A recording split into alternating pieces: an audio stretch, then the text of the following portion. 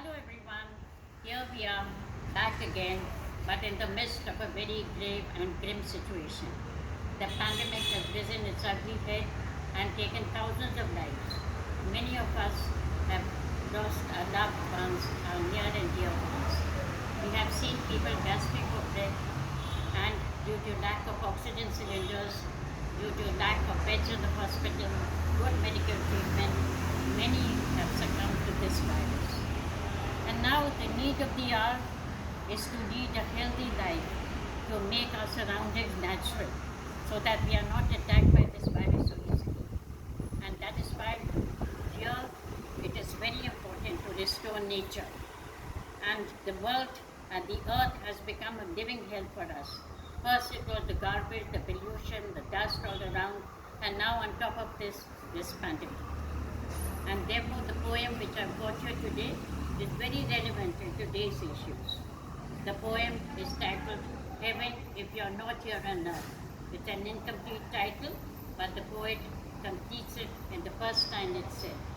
The poem is written by KV, which is the pen name of KV Puttapa, the national poet, and the poet who is widely known and acclaimed as the Rashtra Kavi, the second national poet of Kannada poetry and Kannada literature after M. Govinda Pai. And in this short poem, a few lines, he has shown us how heaven is here on earth and nowhere else.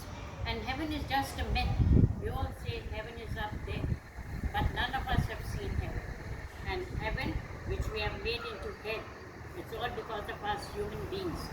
And KV Puttapa has shown it to us how heaven is nowhere else but on earth. He completes the first title in the first line itself by asking a question. Heaven, if you're not here on earth, where else could you be? And the first thing which he compares on earth, which we associate is in heaven, are gods and goddesses and other heavenly nymphs.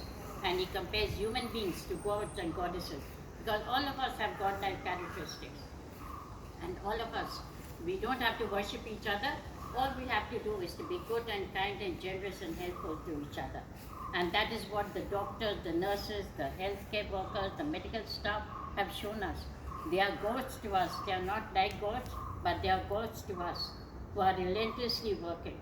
People like Mother Teresa, who has lived all her life in the slums, working for the poor children, and now she's worshipped as a saint.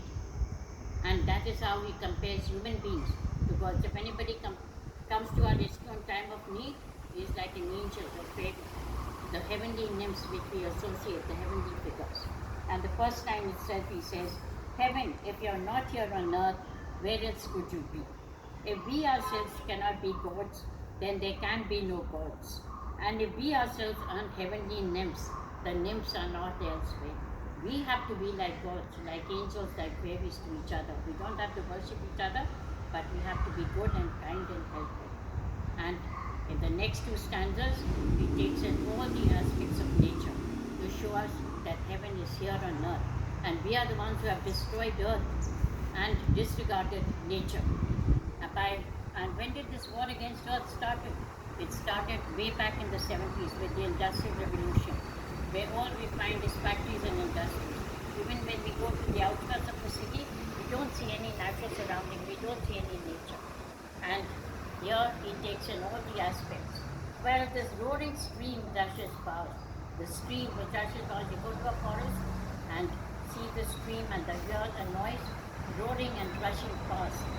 Rolling surf at the edge of the wave, and the froth-like substance, the surf-like substance which is formed at the edge of the waves when they're standing at the seashore, see the waves hitting the shore, the froth-like substance.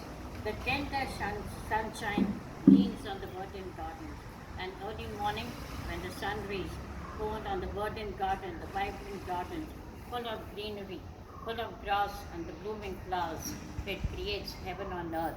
And then the gentle sun makes this earth heaven. Isn't it so heaven? This small patch of greenery, the surroundings, the natural surroundings, itself is like heaven on earth. We don't have to go far away. Even at home, even our natural surroundings we can create so beautifully. And then the gentle sun makes his earth heaven. And then he talks of the moonlight which falls on the fields during harvest season. The glory of the harvest season on the fields can be experienced without any daylight when the moonlight shines. In the splendor of harvest and of moonlight, heaven lies all over, and it is so heavenly to see this field, the crops growing, imbibing and spilling the song of nectar. And the power of the poet we can see in the last two lines, how he creates heaven on earth. And unless we read poems and this, we do not realize that heaven is nowhere else but on earth. Imbibing and spilling the song of nectar. And what did he done? He has imbibed all the aspects of nature and spilled the song of nectar and has written the song of nectar. And nature is so sweet. When you write and read about nature, it is as sweet as nectar, as sweet as honey. The poet does create heaven on earth, and that is how he has created heaven on earth. And heaven, which we have just said, it's only a myth. None of us seen heaven. We can create it right here, and it's already been created. It is we who have made it with living heaven. And that is how now people have realized it.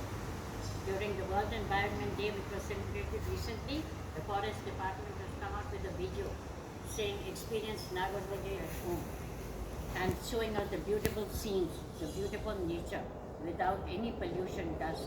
And that is what we should do. Whatever surroundings we can find and where we can create heaven, we should do that. And I'm sure all of us join hands and create so that all of us can lead a healthy life, especially when this pandemic is raging and not defeated in spite of our wearing masks and maintaining social distancing. The virus is still there. Even though the cases are declining, we should not let our guard down and let us create a natural surrounding wherever we go, wherever we can. Thank you so much for watching, and I'm sure all of us, after reading this poem, will realize how restoring nature is so useful to create pure oxygen instead of having medical oxygen and